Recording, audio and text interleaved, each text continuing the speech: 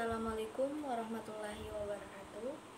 Perkenalkan, nama saya Anissa, kelas A Pendidikan Sosiologi, Fakultas Ilmu Sosial dan Hukum, Universitas Negeri Makassar. Nah, pada sekarang ini saya akan membahas mengenai teori konflik dalam ilmu sosiologi. Nah, terlebih dahulu saya ingin menjelaskan bahwa sosiologi memandang konflik sebagai hal yang terjadi akibat adanya hasil interaksi yang terjadi dalam masyarakat. Selain itu, dalam ilmu sosiologi memandang bahwa dalam kehidupan masyarakat selain sebagai arena interaksi juga merupakan arena terjadinya sebuah konflik, di mana konflik ini dapat berupa pertikaian, perselisihan akibat adanya interaksi sosial dan keanekaragaman dalam masyarakat tersebut. Jadi konflik ini merupakan gejala sosial yang tidak dapat dihindari dan dipungkiri terjadinya dalam masyarakat, karena dalam masyarakat itu tentunya terdapat keanekaragaman, baik dilihat dari agama, kemudian suku, apalagi mengenai status sosial. Nah, salah satu tokoh yang mencetuskan teori konflik ini adalah Karl Marx. Salah satu contoh bahwa keberagaman masyarakat dapat menimbulkan konflik dapat kita dilihat Indonesia, di mana merupakan negara multikultural dengan keanekaragaman dalam masyarakatnya, sehingga tidak dipungkiri bahwa Indonesia merupakan negara yang rawan akan konflik. Nah, pada kesempatan kali ini saya akan lebih membahas mengenai teori konflik yang dikemukakan oleh Karl Marx. Sebelum lebih lanjut membahas mengenai teori konflik oleh Karl Marx, terlebih dahulu bahwa kita ketahui bahwa Karl Marx ini merupakan seorang filosof dari Barat, tepatnya dari Prusia. Karl Marx ini lahir pada tanggal 5 Mei 1818 dan meninggal pada 64 tahun, tepatnya pada tanggal 14 Maret 1883. Nah, jadi Karl Marx ini merupakan tokoh utama yang sering membahas mengenai terkait teori konflik sosial. Ia memandang bahwa teori konflik sebagai bentuk pertentangan kelas. Dari sudut pandang itu, ia memperkenalkan konsep struktur sosial. Nah, struktur sosial ini merupakan segala unsur-unsur yang saling berkaitan dalam masyarakat. Nah, teori Karl Marx memandang bahwa dalam masyarakat itu sebuah arena ketimpangan, di mana terdapat masyarakat yang dikuasai dan masyarakat yang berkuasa dan masyarakat yang dikuasai. Kemudian Karl Marx memandang bahwa konflik yang terjadi dalam masyarakat itu terjadi akibat adanya pertentangan kepentingan ekonomi.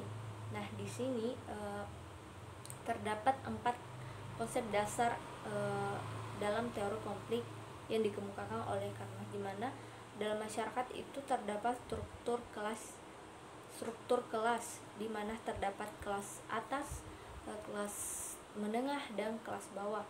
Nah, dalam kelas ini tentu dalam masyarakat terjadi ketimpangan, di mana adanya perbedaan hak-hak, pemenuhan hak-hak antara kelas-kelas tersebut. Nah, hal ini tentu akan menyebabkan sebuah konflik, di mana tentu terdapat masyarakat yang ingin hak-hak nya juga terpenuhi. Namun hak-hak itu tidak terpenuhi karena adanya kelas lain yang berkuasa, kelas lain yang lebih memiliki privilege atau kekuasaan atau perlakuan yang khusus dari kelas-kelas sebandingnya sendiri, sehingga kelas bawah merasa hal ini tidak adil, sehingga ini memicu konflik. Kemudian yang kedua itu kepentingan ekonomi yang saling bertentangan di antara kelas yang berbeda. Nah, ini yang saya dimaksud tadi, karena adanya kepentingan ekonomi yang saling bertentangan berbeda, tentu ini akan memicu konflik. Contohnya itu ketika pada ranah hukum ya, kan kita dapat melihat bahwa ada sebuah slogan di mana hukum itu tumpul ke atas dan tajam ke bawah. Nah, di sini yang dimaksud bahwa hukum itu selalu berpihak kepada orang yang memiliki ekonomi yang tinggi, sehingga orang yang memiliki ekonomi rendah ini akan selalu kalah, sehingga tentunya masyarakat ekonomi bawah tentu tidak menerima hal tersebut, sehingga ia menentang, dan hal ini tentu akan menyebabkan sebuah konflik. Nah, ketika itu adanya pengaruh besar dilihat dari kelas ekonomi terhadap gaya hidup seseorang. Yang dimaksud di sini itu adalah adanya persaingan dalam masyarakat. Itu tidak dipungkiri bahwa seseorang itu selalu eksis dan bergaya dalam gaya hidupnya. Nah, tidak dipungkiri orang-orang yang merasa tersaingi ini akan iri hati, akan mencari celah dalam mengomentari gaya hidup yang menurutnya itu sangat meremehkan dia, sangat melecehkan dia, dan dia merasa tersaingi. Nah, hal ini juga bisa menimbulkan sebuah konflik. Banyak kasus-kasus di masyarakat, apalagi melalui media sosial, saling lempar status mengenai gaya. Nah, ini yang menyebabkan sebuah konflik. Kemudian yang keempat, adanya pengaruh dari konflik sosial terhadap perubahan struktur sosial. Nah, struktur sosial ini kan dapat kita lihat dalam struktur sosial, terutama dalam struktur pemerintah desa kan, setiap pemilihan kepala desa kan contoh ada 2 kandidat. Nah, tentu ini akan terjadi 2 kubu pendukung paslon 1 dan kubu pendukung paslon 2. Nah, 2 kubu ini tentu akan saling bersaing dalam mencari suara untuk si calon kepala desa ini. Nah, ketika yang calon ini seumpama keluarganya tidak memilih dirinya dan malah memilih paslon lain, karena memang keluarganya ini benar-benar berpikir secara rasional bahwa ke calon inilah yang pantas untuk memimpin desa ini. Nah, itu menjadi alasannya tidak memilih kepala desa yang nyata-nyata adalah keluarganya. Nah, setelah terjadi pemilihan dan pemungutan suara, dan ternyata yang setelah kepala desa yang lain yang terpilih, nah akan terjadi konflik antara si kepala desa tadi ini dengan keluarganya sendiri, karena keluarganya tidak memilih dia sebagai mendukung dia sebagai calon kepala desa, karena mereka berpikir secara rasional bahwa calon kepala desa lain ini yang lebih pantas untuk memimpin desanya. Nah, ini sangat sering terjadi di masyarakat.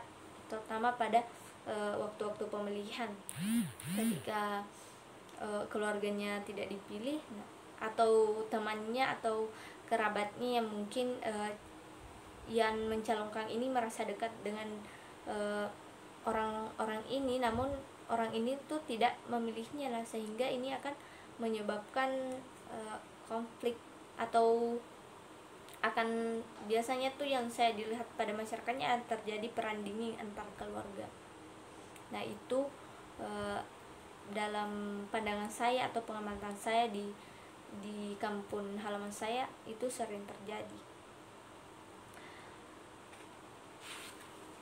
Nah salah satu teori konflik yang terkenal yang dibahas oleh Karl Marx yang familiar itu adalah mengenai masyarakat kapitalis, yang dimana menciptakan dua kelas yang saling bertentangan, yakni borjuis dan proletariat.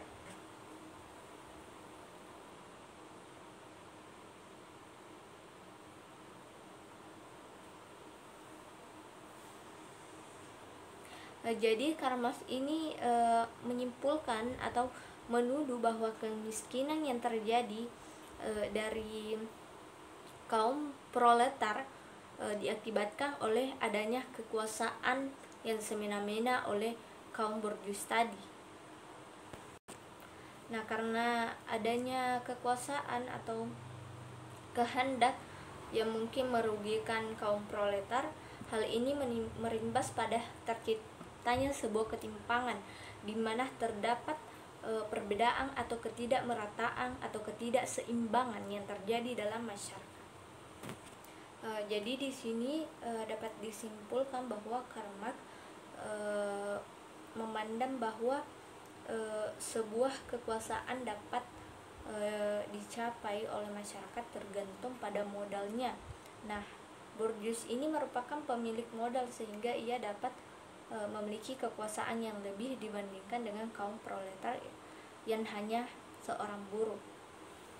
Hal ini menimbulkan konflik sehingga ada upaya atau usaha kaum proletar untuk memperjuangkan hak-haknya.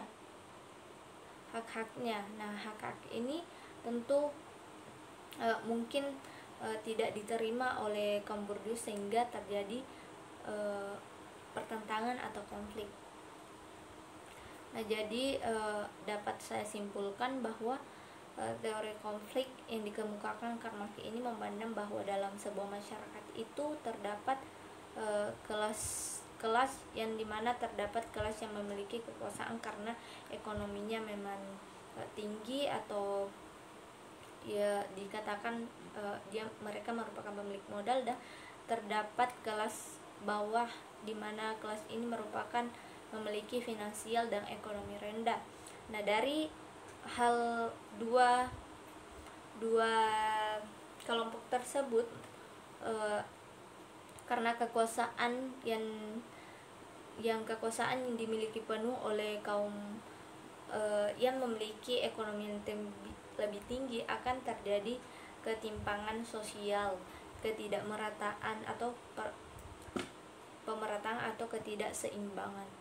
Nah, hal ini tentu akan menimbulkan adanya konflik dari kaum yang mungkin merasa bahwa hak-haknya ini tidak terpenuhi, terdapat ketidakadilan yang terjadi dalam masyarakat, sehingga ia berupaya memperjuangkan itu. Nah, hal ini seringkali mendapat kecaman atau perlawanan dari penguasa, sehingga terjadi sebuah konflik.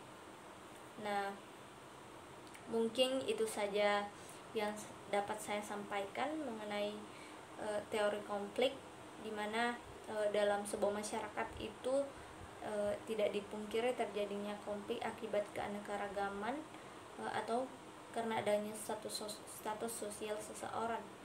Nah,